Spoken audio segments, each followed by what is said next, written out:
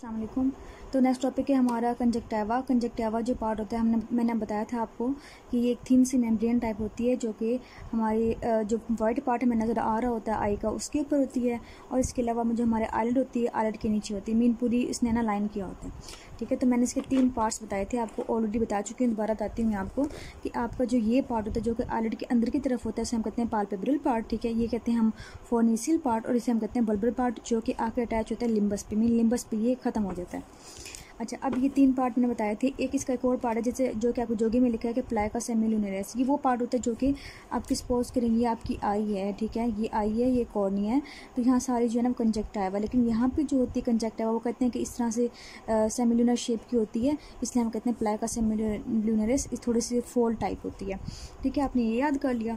उसके बाद आपने नोट में याद करना है कि कंजक्टिवा का स्ट्रक्चर क्या होता है। तो कंजक्टिवा के स्ट्रक्चर में ये है कि इसकी एपिथेलियम होती है, स्ट्रोमा होता है। सो ये हम डायग्राम देखते हैं। ये देखें आपकी जोगी की डायग्राम है, इसमें इसके ऊपर एपिथेलियम है। एपिथेलियम जो होती है वो नॉन केराटिनाइज्ड स्क्वेमस एपिथेलियम होती है, और इसकी जो है ना वो लेयर्स होती हैं, तकरीबन 2 to 5 लेयर्स होती हैं इसकी। उसके बाद हमारा आता है पार्ट स्ट्रोमा का। अब स्ट्रोमा में कौन कौन सी चीज़ें होती हैं? 2 लेयर होती हैं, एक होती है एडेनोइड लेयर, एक होती है फाइब्रस लेयर, ठीक है, स्ट्रोमा के अंदर। इसके अलावा स्ट्रोमा के अंदर सारे ब्लड वेसल्स, कनेक्टिव टिश्यूज़, आपके ग्लैंड्स वगैरह इसी के अंदर आएंगे। अब ये देखें, अगर हम बात करें स्ट्रोमा की, तो स्ट्रोमा के अंदर बता दिया मैंने कौन कौन सी चीज़ें आएंगी। उसके बाद इसकी 2 लेयर होती है, एक होती है एडेनोइड लेयर, एक होती है फाइब्रस लेयर। एक बात याद रखनी है, ये आपका MCQs आता है कि बर्थ के टाइम पे जो आपकी एडेनोइड लेयर होती है वो बच्चे में नहीं होती, जबकि वो 3 to 4 मंथ्स के बाद बनती है, ठीक है। इसके अलावा फाइब्रस लेयर होती है जो कि इसको इनसर्कल करती है, ठीक है, जो कि मतलब इसके नीचे होती है। ये आपने इसकी डायग्राम देख ली, ये इसकी फाइब्रस लेयर है। अब इसके बाद आपकी बुक में जो लिखी हूँ मैं, ये आपकी समझने की आपकी नोट में होगी ये सारी। बस इतनी सी नोट में करनी है आपने। इसकी नोट में को जस्ट और जस्ट आपने ना सिर्फ रीड करना है एक दफ़ा, बहुत ही ईजी है, बहुत ही ईजी, ठीक है। रीड करना और फिर छोड़ देना है, क्योंकि इसके अंदर बहुत कुछ ऐसा है पूरे चैप्टर के अंदर जो कि आपको याद रखना है, इसलिए इसकी जो बाकी चीज़ें हैं वो सिर्फ छोड़ते जाएँ जो मैं बताते जा रही हूँ। अच्छा, इसके बाद है आपकी ग्लैंड्स कौन कौन सी हैं कंजक्टिवा के अंदर, तो मैंने बता चुकी हूँ आपको कि जो इस तरह आ रही होती है कंजक्टिवा, ठीक है। यहाँ पे फोनिसियल पार्ट होता है, तो यहाँ पे 2 तरह ग्लैंड्स बताए थे मैंने आपको, एक था ग्लैंड्स ऑफ क्राउस और दूसरा था ग्लैंड्स ऑफ वोल्फ्रिंग। ये दोनों जो पार्ट होते हैं ये एज अ लैक्रिमल ग्लैंड, जो एक्सेसरी लैक्रिमल ग्लैंड होती हैं उस तरह एक्ट कर रही होती हैं। और आपको पता है कि लैक्रिमल जो एक्सेसरी लैक्रिमल ग्लैंड होती हैं वो क्या सेक्रेट करती हैं, वो एज अ वोटरी जो एक्वस लेयर होती है वो प्रोड्यूस कर रही होती हैं। बस इनका नंबर लिखा हुआ है कि 42 जो है वो अपर पे होते हैं, 6 to 8 जो लोअर नंबर पे होते हैं, वो आपकी मर्जी याद रखें ना रखें। उसके अलावा ग्लैंड्स ऑफ वोल्फ्रिंग होती हैं वो भी 2 to 5 नंबर होती हैं। आगे जो इंपॉर्टेंट ग्लैंड है आपकी म्यूकस ग्लैंड्स। अब म्यूकस ग्लैंड जो होती हैं वो आपकी वो ग्लैंड होती हैं जो कि आपकी म्यूकस क्रिएट करती हैं। अब ये म्यूकस कौन सी लेयर थी, इस तरह याद करें आप लोग।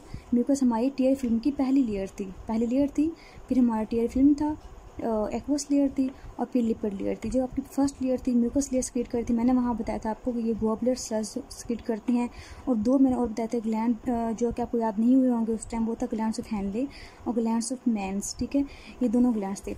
अब ग्लोबुलर सेल्स होती हैं वो कहाँ पे होती हैं, वो होती हैं आपकी जो मैं आपको दिखाई है ये एपिथेलियम दिखाई है, इसी के अंदर ही इस तरह से बड़े बड़े ग्लोबुलर सेल्स होते हैं जो क्रिएट कर रहे होते हैं आपकी म्यूकस, ठीक है, जो आपकी एपिथेलियम के ऊपर म्यूकस क्रिएट हो रही होती है। इसके अलावा जो हैंडली पार्ट होता है वो कहाँ पे होता है, वो पाल्पेब्रल पार्ट पे होता है। मतलब ये आपकी जो अंदर वाली, ये सपोज करें आपकी आईलिड है, तो आईलिड के अंदर की तरफ जो पार्ट था यहाँ पे ग्लैंड्स ऑफ हैंडली होती हैं, और ग्लैंड्स ऑफ मेंस कहाँ होते हैं, जहाँ पे ये एंड हो रहा होता है। एंड कहाँ पे होता है, जहाँ पे इसका लिम्बस पार्ट आ रहा है, लिम्बस पार्ट भी एंड होता है, तो यहाँ पे इसके क्या होते हैं, ग्लैंड्स ऑफ मेंस होते हैं। सो ये सारे मिलके जो है ना वो म्यूकस लेयर जो है ना वो क्रिएट कर रही होती हैं। सो ये आपकी एनाटॉमी कंप्लीट हो गई है, आपने इतनी सी याद रखनी है। इसके अलावा आपको उन्होंने दी हुई कि ब्लड सप्लाई दी हुई है। ब्लड सप्लाई पता है कि आपको कौन सी जो है वेसल्स आ रही होती हैं, लैक्रिमल आर्टरी आ रही होती है, ठीक है। इसके अलावा ऑफ्थैल्मिक आर्टरी जो है सप्लाई कर रही होती है वहाँ के। इसके अलावा अगर हम बात करें इसकी नर्व सप्लाई की बात करें तो वो पता है आपको कि ऑफ्थैल्मिक नर्व ही आ रही होती है। अगर इसके बाद अगर हम बात करें लिम्फ नोड्स की, तो आपको पता है कि ऊपरी और नोड्स जो होते हैं वो लिटिल पार्ट सप्लाई कर रही होती हैं इसकी कंजक्टिवा के, जबकि जो मीडियल पार्ट होता है वो जाता है सबमैंडिबुलर ग्लैंड्स में। बस यहीं तक था आपका एनाटॉमी का। इसके अलावा अगर हम बात करें इसके फंक्शंस की, कौन कौन से फंक्शंस होते हैं जो करता है, ऐसी बात है आपको पता है कि ये प्रोटेक्ट करता है, म्यूकस लेयर क्रिएट करता है, ठीक है। इसके अलावा क्या करता है कि वॉश आउट करता है, जो हमारे डेब्रिस वगैरह होता है उसे वॉश आउट कर देता है। इसके अलावा अगर हम बात करें कि कौन कौन से फंक्शन होती हैं, तो ये इम्यून सर्विलेंस भी होती है, इसमें IgA वगैरह एंजाइम वगैरह होती हैं जो कि बैक्टीरिया को ग्रो नहीं करने देते इसके अंदर। इसके अलावा न्यूट्रिशन प्रोवाइड कर रही होती हैं कॉर्निया को। बस यहीं तक आपका था, इसको आपने रीड कर लिए। अब नेक्स्ट चलते हैं। आपकी जोगी में ये लिखा हुआ है कि आपकी जो कंजक्टिवा की कौन कौन सी डिजीज़ जो है हम पूरे चैप्टर में डिस्कस करेंगे। तो वो कहती हैं कि हमने डिस्कस करना है इन्फ्लेमेशन। मेन टॉपिक जो हमारा होगा वो इन्फ्लेमेशन का होगा सपोज करें। तो इन्फ्लेमेशन के अंदर कौन कौन से आते हैं? इन्फ्लेमेशन वो होते हैं जो कि इन्फेक्शन की वजह से हों या फिर किसी एलर्जी की वजह से भी ज़ाहिर सी बात है इन्फ्लेमेशन हो जाती है। सो अगर इन्फेक्टिव की बात करें तो वो कौन से हो सकते हैं? वो एक्यूट भी हो सकते हैं, सब एक्यूट भी हो सकते हैं। मीन उसकी प्रेजेंटेशन पर डिपेंड करती है।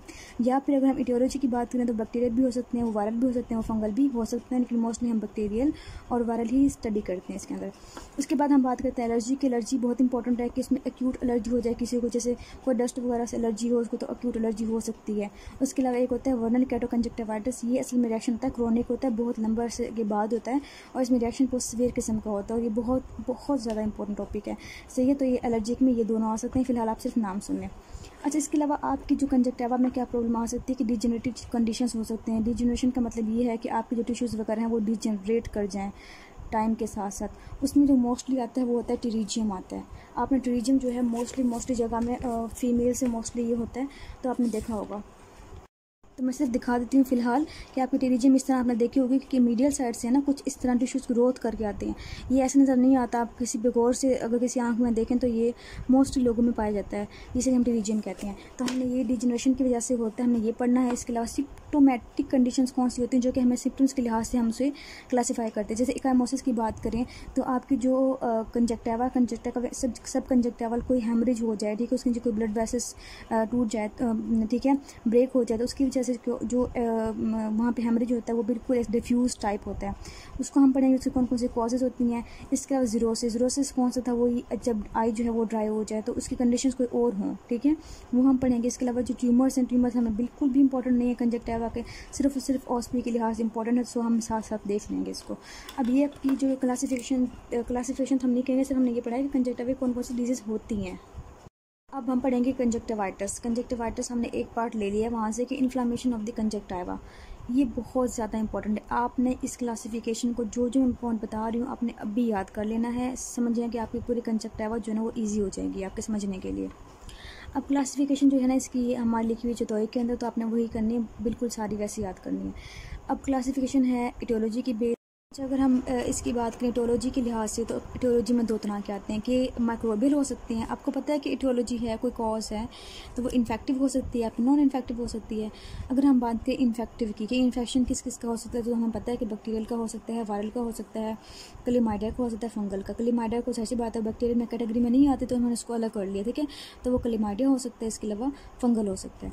इसके अलावा हम बात करते हैं नॉन माइक्रोबियल की। तो नॉन माइक्रोबियल में आपके माइंड में क्या क्या चीज़ें आ सकती हैं कि एक तो इन्फ्लामेशन हो रही है, लेकिन दूसरा ये है कि कोई जो है वो इन्फेक्शन नहीं है, तो उसमें जो होगी वो एलर्जी का आ सकती है। मीन कोई एलर्जी हो गई है, ठीक है, जैसे बहुत से लोगों को कहते हैं कि हमें फ़लाँ चीज़ से एलर्जी है, हमें डस्ट से एलर्जी है, तो हमारी आंखें जो है वो रेड हो जाती हैं, सो एलर्जी हो सकती है। इसके अलावा कोई ऑटोइम्यून रिएक्शन हो सकता है, ये हमने नहीं पढ़ना खैर से, ये ऑटोइम्यून हो सकती है। इसके अलावा केमिकल इंजरी हो सकती है, टॉक्सिक हो सकती है। ये तीनों हमने नहीं पढ़नी, हमें सिर्फ इसमें एलर्जिक पढ़नी है। और इसमें जो हमने पढ़नी है वो ये तीनों पढ़ने, बैक्टीरियल, वायरल और क्लेमाइडियल पढ़नी है, ये भी नहीं पढ़ना हमें। अच्छा जी, अब आपकी बात ये है कि ये सपोज करें हमने एक कॉज पढ़ ली है, कॉज के बाद क्या होती है कि उसमें डिस्चार्ज कैसा हो रहा है। डिस्चार्ज बहुत इंपॉर्टेंट है, बहुत ज़्यादा इंपॉर्टेंट है, क्योंकि आपके पास पेशेंट आता है, आप उसमें डिस्चार्ज देख के बता सकते हैं कि किस कैटेगरी में फॉल कर रही है। अब ये है कि एक पेशेंट आपके पास आया है वाटरी डिस्चार्ज के साथ, सीरियस डिस्चार्ज, जैसा कि हम बात करते हैं सिंपल वाटर, जैसे कहते हैं डॉक्टर साहब मेरी आंखों में पानी आ रहा है, ठीक है, तो वो पेशेंट आके कैसे बताती हैं। तो उसकी कॉजेज़ क्या क्या हो सकती हैं? वो वायरल हो सकती है, वो एक्यूट एलर्जिक इन्फ्लामेशन हो सकती है, फिर टॉक्सिक हो सकती है। अब आपको याद नहीं रह रहा होगा, ठीक है, आपने याद रखना है वायरल बस, ठीक है। वायरल के अंदर और एक्यूट एलर्जी क्यों है मैं बताती हूँ अभी। अब देखिए मैं बताती हूँ आपको, सर्दियों में क्या होता है, आपको फ्लू हो जाता है। अच्छा, फ्लू होता है ना, तो फिर वो कहते हैं मोस्टली कि भी आपको जो है ना सिर्फ वायरल इन्फेक्शन हो गया। होता है कि जब फ्लू होता है तो आपके जो नोज़ से वो वाटरी सा डिस्चार्ज निकल रहा होता है स्टार्ट में 2 डेज़ में, ठीक है। उसके बाद वो जो है ना वो थोड़ा सा थिक हो जाता है, वो बैक्टीरियल इन्फेक्शन सुपर इम्पोज कर जाते हैं। लेकिन स्टार्ट में क्योंकि वाटरी डिस्चार्ज होता है, तो आपने याद रखना है कि वायरल में जो डिस्चार्ज होता है वो वाटरी होता है, सीरियसली वाटरी होता है। तो ये बात बिल्कुल भी नहीं भूलनी। आपके पास वायरल के जो जो कॉजेज़ आएंगे इसमें वो बताएंगे कि वाटरी डिस्चार्ज। अच्छा जी, इसके बाद हम बात करते हैं म्यूकॉइड की। म्यूकॉइड डिस्चार्ज जो होता है वो थोड़ा थिक सा होता है, लेकिन वाइट इन कलर का होता है। अब है ना म्यूकोइड किस में होता है। अच्छा हाँ, यहाँ हमें बात करती कि एक होता है एक्यूट एलर्जिक इन्फ्लामेशन। अब सपोज करें आप बाहर गए हैं तो आपको ना सपोज करें डस्ट से एलर्जी है, या फिर अगर हम कर लें आपको किसी मॉस्किटो से एलर्जी है, किसी भी चीज़ से एलर्जी है, ठीक है। तो आपको अगर बाहर जा रहे हैं, आपको डस्ट एक्सपोज हुई है अचानक से, तो आप सोचें आपको क्या कोई थिक सा डिस्चार्ज निकलेगा? नहीं, वाटरी ही निकलेगा ना। तो इसका मतलब ये है कि जब एक्यूटली कोई एलर्जी होती है तो उसमें क्या होगी, वाटरी डिस्चार्ज होगा, सीरियस डिस्चार्ज होगा। तो ये दोनों आपको याद हो गए। चलें जी, अब हम बात करते हैं म्यूकोइड की। अब म्यूकोइड मैंने कहा थोड़ा थिक सा डिस्चार्ज होगा, लेकिन वो वक्त के साथ बहुत अरसे बाद निकलता है। तो आपने याद रखना है कि क्रोनिक एलर्जी जो इन्फ्लामेशन होती है, बहुत लंबे अरसे की होती है, उसमें जो पेशेंट का डिस्चार्ज होता है वो म्यूकोइड सा होता है, वाइट इन कलर का, लेकिन म्यूकोइड सा होता है। दूसरा हम पढ़ के आए थे म्यूकस प्लग्स, याद होगा आपको, अच्छे से याद होना चाहिए कि हमने जब केराटोकंजक्टिवाइटिस सी का पढ़ा था, जिसमें आई जो है वो ड्राई हो गई थी, जब लैक्रिमल ग्लैंड जो प्रोड्यूस नहीं कर रहा था, तब वहाँ पे म्यूकस प्लग हमें नजर आए थे। तो आपने याद रखना कि म्यूकस डिस्चार्ज होती है ड्राई आई सिंड्रोम में, और दूसरा क्रोनिक एलर्जिक इन्फ्लामेशन में। नेक्स्ट, तो ये कैसा होगा, ये आपका ना थोड़ा अब येलो हो जाएगा। येलो होने के बाद जो इसकी कंसिस्टेंसी की बात करें, जैसे आपका ना फ्लू होता है ना, फ्लू, ठीक है, वैसे हो जाता है तकरीबन। जैसे मैं दिखाऊंगा अगर आपको, ये देखिए इस तरह का होगा, थोड़ा सा थिक हो जाएगा और येलो इन कलर हो जाएगा, लेकिन फिर भी अभी थोड़ा सा इतना ज़्यादा थिक नहीं है, दरमियाना वाला थिक है, फ्लू टाइप है, ठीक है। तो म्यूकोपुलेंट किसके अंदर होता है, ये होगा, आपने याद रखना है, बैक्टीरियल इन्फेक्शन के अंदर म्यूकोपुलेंट डिस्चार्ज होता है। बैक्टीरिया के अंदर म्यूकोपुलेंट होता है, वायरल के अंदर वाटर डिस्चार्ज होता है, ठीक है। इसके अलावा एक और बात याद रखनी है कि जो आपका क्लेमाइडियल इन्फेक्शन होता है, अच्छा क्लेमाइडिया को उन्होंने अलग किया हुआ है, ये इसलिए अलग किया हुआ है जनाब, ये बहुत इंपॉर्टेंट है, और इसकी वजह से एक कंडीशन होती है जिसे हम कहते हैं ट्रैकोमा। और ट्रैकोमा इतना ज़्यादा इंपॉर्टेंट है ना कि मतलब कंजक्टिवा का बहुत इंपॉर्टेंट टॉपिक है। तो आपने क्लेमाइडिया को नहीं भूलना। क्लेमाइडिया में क्या था, एक तो हमने बात कर ली कि क्लेमाइडिया इन्फेक्टिव में आ रहा था, और क्लेमाइडिया में डिस्चार्ज कौन सा, म्यूकोपुलेंट है, ठीक है। और इसके अलावा कैटोकंजक्टिवा में म्यूकोइड था, ये हमने पढ़ लिया, तो ये यहाँ पर इतना इंपॉर्टेंट नहीं है, लेकिन अब ये क्रोनिक के अंदर इंपॉर्टेंट है। वायरल में क्या था, वाटरी था। अच्छा, अब हम बात कर रहे थे म्यूकोपुलेंट की, ठीक है। म्यूकोपुलेंट हमने बात कर ली कि बैक्टीरियल म्यूकोपुलेंट और क्लेमाइडिया। उसके बाद हम बात करते हैं पुरुलेंट। पुरुलेंट बहुत ज़्यादा इंपॉर्टेंट है। पुरुलेंट में क्या होता है कि आपको जो डिस्चार्ज होता है वो बहुत ज़्यादा थिक सा होता है, बहुत येलो सा होता है, इतना ज़्यादा होता है कि वो ना फ्लो नहीं कर रहा होता, मीन आपको उसको ना उतारना पड़ता है किसी टिश्यू वगैरह से, ठीक है। तो अगर हम बात करें गोनोकोकल की इन्फेक्शन की, तो इसमें क्या होता है, पुरुलेंट से, जैसे ये देखें, ये आपका है गोनोकोकल इन्फेक्शन है, तो इसमें ना काफ़ी थिक सा डिस्चार्ज निकलता है। इसके अलावा अगर मैं आपको एक और पिक्चर दिखाती हूँ, जो कि बहुत अच्छी तस्वीर है आपकी बुक में इसकी पुरुलेंट डिस्चार्ज की, वो है ये, ठीक है। ये बड़ों में हो जाता है और इस तरह से बहुत थिक सा डिस्चार्ज होता है, मतलब म्यूकोपुलेंट के बाद पुरुलेंट जो है वो थोड़ा काफ़ी थिक सा होता है, और इन्हें ये स्पेशल बैक्टीरिया होते हैं इसके लिए। तो इन्होंने स्पेशल बैक्टीरिया लेकिन में गोनोकोकल लिखा हुआ है, तो ये बहुत इंपॉर्टेंट है कि गोनोकोकल में कौन सा इन्फेक्शन होता है, पुरुलेंट होता है। और इसके अलावा बहुत कोई बैक्टीरिया जो है ना, पहले हमने कहा था कि बैक्टीरिया में था, म्यूकोपुलेंट था, लेकिन अगर बहुत ज़्यादा सीवियर बैक्टीरियल इन्फेक्शन हो जाए तो इसका मतलब ये है कि उसमें पुरुलेंट डिस्चार्ज होगा, सही है। आपको याद तो होंगे, आई होप कि इसमें दोबारा रिपीट नहीं करना पड़ेगा मुझे। अच्छा, हम बात करते हैं नेक्स्ट इसमें कंजक्टिवल रिएक्शन के बेस पे। अब हमने बात कर ली कौन सा डिस्चार्ज किस में हो रहा था, चलें फिर एक दफ़ा रिवाइज कर लेते हैं, मुझे पता है कि आपको याद नहीं होगा। वायरल में था कौन सा, वाटर डिस्चार्ज, ठीक है। और एक्यूट एलर्जी, अभी एलर्जी हुई है डस्ट से, तो कौन सा था, वाटरी था। फिर म्यूकोइड में क्या था, म्यूकोइड में कैटोकंजक्टिवाइटिस सी का था, हमने पढ़ा हुआ है, हमें वो याद है।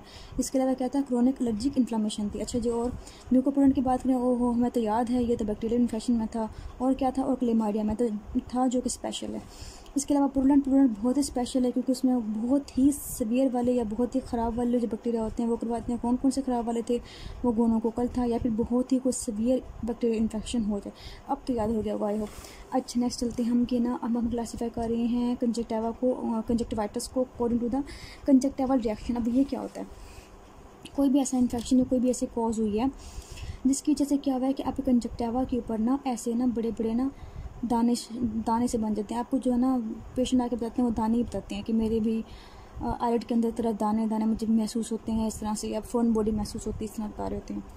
अब जो रिएक्शन होता है ना, इसमें कौन सा रिएक्शन होता है, फॉलिकुलर होता है, या फिर हमारा दूसरा होता है पेपिलरी रिएक्शन होता है। अब फॉलिकुलर पेपिलरी क्या होती हैं, असल में होता ये है, जो फॉलिकुलर होते हैं ना, ये आपके मोस्टली लिम्फोसाइट्स की रिएक्शन की वजह से होते हैं, मतलब लिम्फोसाइट्स की ग्रोथ हो रही होती है आपकी कंजक्टिवा के ऊपर, ठीक है। ब्लड के अंदर जो पाल्पेब्रल पार्ट होता है ना, मोस्टली यहाँ बनती होती हैं, ठीक है, कंजक्टिवा में। अब होता ये है कि ये जो इनकी सरफेस होती है वो पेल होती है, ठीक है। पेल इस तरह होती है कि इनके सरफेस के ऊपर कोई ब्लड वेसल्स नहीं होते, इनके बेस पे ब्लड वेसल्स होती हैं, ठीक है। तो अब इनकी जो बेस होती है वो रेड नज़र आ रही होती है, जबकि इनके जो ये खुद दाने होते हैं ये पेल कलर के नज़र आ रहे होते हैं। अगर मैं आपको दिखाऊँ इसकी तस्वीर तो आपको इस तरह से नज़र आ रहे होते हैं। नज़र आ रहे हैं आपको? हाँ, आप नज़र आ रहे हैं। इसके देखें, ये आपको दाना नज़र आ रही है, दाने दाने टाइप। तो ये आपकी जो बनती है ना, रिएक्शन आ रहा होता है, ये होते हैं आपके पेल कलर के फॉलिकल्स बनते हैं, जबकि इनकी बेस जो होती है वो रेड कलर की होती है, ठीक है। तो ये आपकी होती हैं फॉलिकल। अगर हम बात करें पेपिलरी कंजक्टिवाइटिस क्या होता है, पेपिला में क्या होता है कि आपके जो ये बन रहे होते हैं इनकी जो सरफेस होती है वो रेड कलर की होती है, मतलब ये प्योर रेड कलर के होते हैं, हर तरफ से रेडनेस नज़र आ रही होती है इसके अंदर ना। और इसमें कहते हैं ब्लड वेसल्स होती हैं इनके सरफेस के ऊपर। अगर हम देखें इनके स्ट्रक्चर को तो ये देखें, ये इस तरह नज़र आते हैं, आगे तो बहुत बड़े हैं, ये एक स्पेशल टाइप उसमें बनती होते हैं। लेकिन पेपिला जो होती हैं वो इसी तरह के होते हैं कि वो सरफेस से भी रेड कलर के होते हैं, क्योंकि इनके ऊपर ब्लड वेसल्स होती हैं। अच्छा, अब हमने कर लिया अब दो टाइप क्या क्या होते हैं, फॉलिकुलर और पेपिलरी। अब इसमें कौन कौन से फॉल करेंगे, बहुत इंपॉर्टेंट है कि किस में कौन से रिएक्शन आते हैं। फॉलिकुलर कंजक्टिवाइटिस में ना इसमें ना जो वायरल होता है ना, वायरल के अंदर फॉलिकुलर रिएक्शन आता होता है, ये बात आप याद रख लें। आगे एडिनोवायरस herpes सिम्प्लेक्स इसे फिलहाल छोड़ दें, बस हमें याद रखना है कि वायरल के अंदर कौन सा रिएक्शन आता है, फॉलिकुलर आता होता है। इसके अलावा जो एक स्पेशल टाइप था वो था क्लेमाइडिया, ठीक है। क्लेमाइडिया में कौन सा डिस्चार्ज हो रहा था, ज़रा याद करें। क्लेमाइडिया में म्यूकोपुरल डिस्चार्ज हो रहा था, ये भी याद रखना है। तो क्लेमाइडिया में रिएक्शन कौन सा आता है, वो होता है फॉलिकुलर आते हैं, फॉलिकल्स बनते होते हैं इसके अंदर, सही है। और क्लेमाइडिया के अंदर एक कंडीशन होती है जिसे हम कहते हैं ट्रैकोमा। ट्रैकोमा बहुत ज़्यादा इंपॉर्टेंट है, ठीक है। तो ट्रैकोमा के अंदर या क्लेमाइडिया के अंदर जो होती है वो फॉलिकुलर रिएक्शन आती है। इसके अलावा कुछ मेडिकेशन होती हैं वो इतनी इंपॉर्टेंट नहीं है। अब बात ये कि इतने ज़्यादा इंपॉर्टेंट है कि आपको ना ये भूल जाता होता है बाद में कौन सा रिएक्शन किस में आ रहा है। तो आप याद रख लें कि अगर हम निमोनिक बनाए, इसका मैंने एक बनाया है, तो हम करते हैं क्लेमाइडिया की वाइफ। तो क्लेमाइडिया और वायरल के अंदर फॉलिकुलर रिएक्शन आ रहा है, ये आपने दो मस्ट याद रख लेने हैं इसके अंदर। अब हम बात करते हैं पेपिलरी रिएक्शन के अंदर। तो पेपिला जो बनती है मैंने भी दिखाई थी आपको, पेपिला जो बनती हैं वो बनती हैं एलर्जी के अंदर, ठीक है। तो एलर्जिक जो है वो बहुत ज़्यादा इंपॉर्टेंट है कि एलर्जी के अंदर ना एक एलर्जी के अंदर होता है वर्नल केराटोकंजक्टिवाइटिस, जो कि आपको बहुत ज़्यादा, जैसे ट्रैकोमा इंपॉर्टेंट है ना बहुत ज़्यादा, ट्रैकोमा के अंदर फॉलिकुलर रिएक्शन आता है, इसी तरह से वर्नल केराटोकंजक्टिवाइटिस भी बहुत ज़्यादा इंपॉर्टेंट है, ठीक है। इसमें पेपिला बन रहे होते हैं, मैंने भी पेपिला दिखाए थे आपको, ये जो बन रहे होते हैं इसी कंडीशन के अंदर बन रहे होते हैं, वर्नल केराटोकंजक्टिवाइटिस के अंदर। तो इसमें जो एलर्जी का आएगा वो इसमें आएगा पेपिलरी के अंदर। इसके अलावा टॉपिक भी आ सकता है, ठीक है। अगर आपको याद नहीं हो रहा कि पेपिलरी के अंदर जो है, अच्छा एलर्जिक भी होते हैं, इसके अलावा ऑटोइम्यून भी होते हैं जो हमें नहीं पढ़ना। इसके अलावा क्रोनिक इरिटेशन वगैरह अगर हो जाए, मतलब कॉन्टैक्ट लेंस यूज़ कर लें तब हो जाए। इसके अलावा दो तीन और चीज़ें दी हुई हैं वो आप याद कर लें, बहुत इंपॉर्टेंट नहीं है। अब बात ये है कि पेपिलरी के अंदर एलर्जी का आ रहा है, तो हमने याद कैसे रखना है, आपने याद रखना है कि पी से पेपिलरी, पेपिलरी के अंदर पी का क्या आ रहा है, ए आ रहा है, ठीक है। तो आपने इसे याद रखना है कि ये एलर्जी के अंदर होता है। इसके अलावा ना जो थोड़े बहुत बैक्टीरियल है ना, बैक्टीरियल के अंदर भी ये होता है रिएक्शन। अगर बैक्टीरियल कंजक्टिवाइटिस हो जाए तो उसमें अगर रिएक्शन आता भी है तो वो पेपिलरी ही आता है। तो अगर ये भी याद रखना है तो आप याद रख लें पी ए, यहाँ पी है ना तो आप इसको बी बना लें, ठीक है बस। तो यहाँ पे ए बी बना लें। तो ए बी से याद रखना है कि ए से है एलर्जिक और बी से है बैक्टीरियल। मेनली जो याद रखना है अपने वो एलर्जिक याद रखना है, ठीक है। तो आपको ये अच्छे से याद होगी। मैंने आपको डिस्चार्ज बता दी है, आपने इसको जो मैंने बताई है पॉइंट ये आपने ना रट लेनी है अच्छे से, क्योंकि आगे जब आते हैं बार बार तो बंदा बड़ा कंफ्यूज होता है। आपने इसको अच्छे से कर लेना और कल से हम अपना टॉपिक स्टार्ट करेंगे कि जो मेन टॉपिक है हमारे।